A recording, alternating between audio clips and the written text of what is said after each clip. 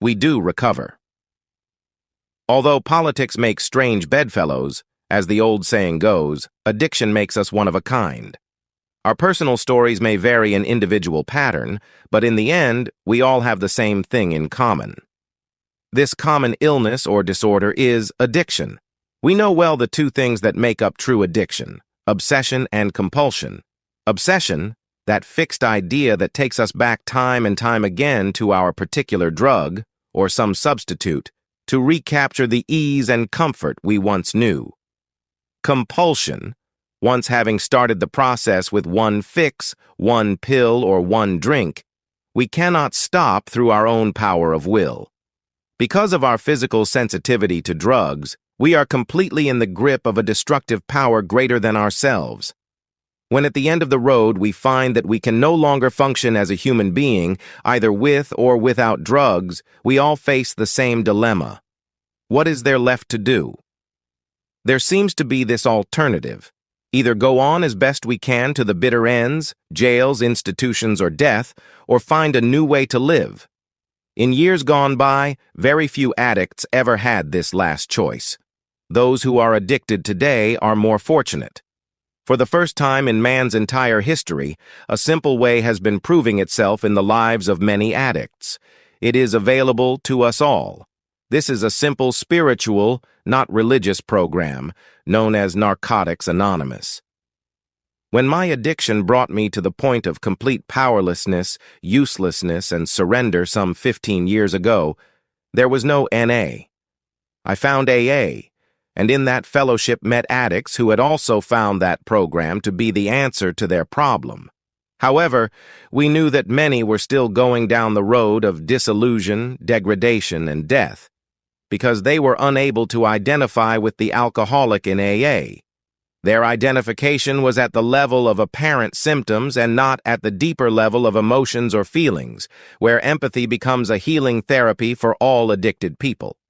With several other addicts and some members of AA who had great faith in us and the program, we formed, in July of 1953, what we now know as Narcotics Anonymous. We felt that now the addict would find from the start as much identification as each needed to convince himself that he could stay clean, by the example of others who had recovered for many years. That this was what was principally needed has proved itself in these passing years. That wordless language of recognition, belief, and faith, which we call empathy, created the atmosphere in which we could feel time, touch reality, and recognize spiritual values long lost to many of us. In our program of recovery, we are growing in numbers and in strength. Never before have so many clean addicts, of their own choice and in free society, been able to meet where they please, to maintain their recovery in complete creative freedom. Even addicts said it could not be done the way we had it planned. We believed in openly scheduled meetings, no more hiding as other groups had tried. We believed this differed from all other methods tried before by those who advocated long withdrawal from society. We felt that the sooner the addict could face his problem in everyday living, just that much faster would he become a real productive citizen. We eventually have to stand on our own feet and face life on its own terms, so why not from the start? Because of this, of course, many relapsed, and many were lost completely. However, many stayed and some came back after their setback.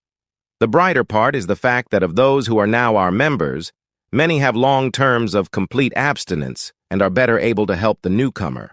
Their attitude, based on the spiritual values of our steps and traditions, is the dynamic force that is bringing increase and unity to our program. Now we know that the time has come when that tired old lie, once an addict, always an addict, will no longer be tolerated by either society or the addict himself. We do recover. Recovery begins with surrender. From that point, each of us is reminded that a day clean is a day won. In Narcotics Anonymous, our attitudes, thoughts, and reactions change. We come to realize that we are not alien and begin to understand and accept who we are. As long as there have been people, addiction has existed. 4. Us.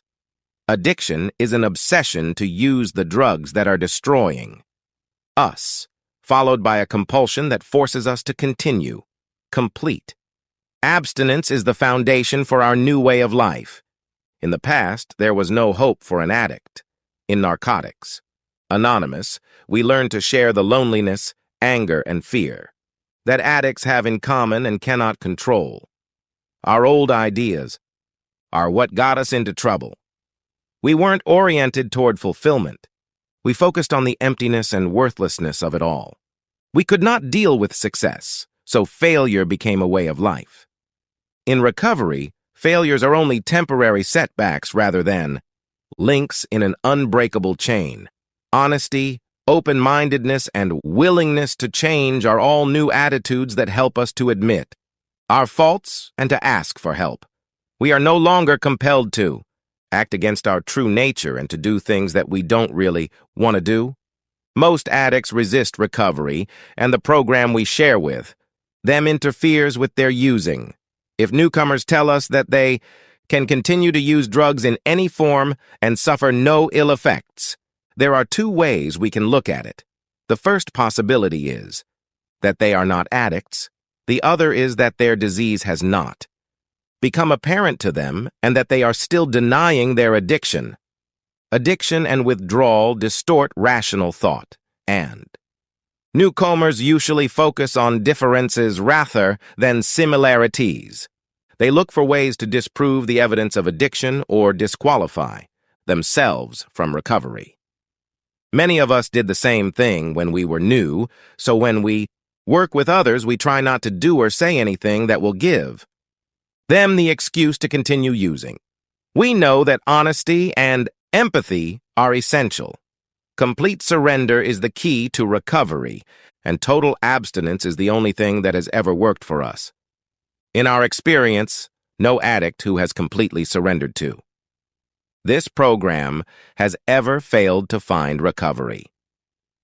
Narcotics Anonymous is a spiritual, not religious program. Any clean addict is a miracle, and keeping the miracle alive is an ongoing process of awareness, surrender, and growth. 4. An addict not using is an abnormal state. We learn to live clean. We learn to be honest with ourselves and to think of both sides of things. Decision-making is rough at first. Before we got clean, most of our actions were guided by impulse. Today, we are not locked into this type of thinking. We are free. In our recovery, we find it essential to accept reality. Once we can do this, we do not find it necessary to use drugs in an attempt to change our perceptions. Without drugs, we have a chance to begin functioning as useful human beings. If we accept ourselves and the world exactly as it is, we learn that conflicts are a part of reality, and we learn new ways to resolve them instead of running from them. They are a part of the real world. We learn not to become emotionally involved with problems we deal with what is at hand and try not to force solutions. We have learned that if a solution isn't practical, it isn't spiritual. In the past, we made simple situations into problems. We made mountains out of molehills.